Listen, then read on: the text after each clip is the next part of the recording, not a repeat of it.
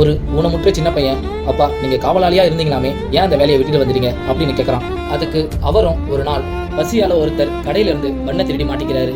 இத ஒரு கொடுமையான தளபதி பார்த்துட்டு, இவன் இந்த பண்ணை எங்க வேணா எடுத்துட்டு போகட்டும், ஆனா இந்த பண்ணை அவன் கையில இருந்து வேணான்னு தூக்கி போடுற வரைக்கும் அவனை சாட்டையால அடிச்சுட்டே இருங்க அப்படின்னு சொல்றாரு. காவலாளிகள் சாட்டையால அவர் அவ்வளவு அடி அடிச்சோம் வழியை தாங்கிக்கிட்டு அந்த பண்ணை கீழே போடாம கையிலேயே எடுத்துட்டு போய் நிறுத்தார். அந்த காவலாளிகளும் விடாம அடிச்சுக்கிட்டே இருக்கிறப்ப அவர் ஒரு வீட்டு வாசல்ல தொப்புன்னு மயங்கி கீழே விழுறாரு.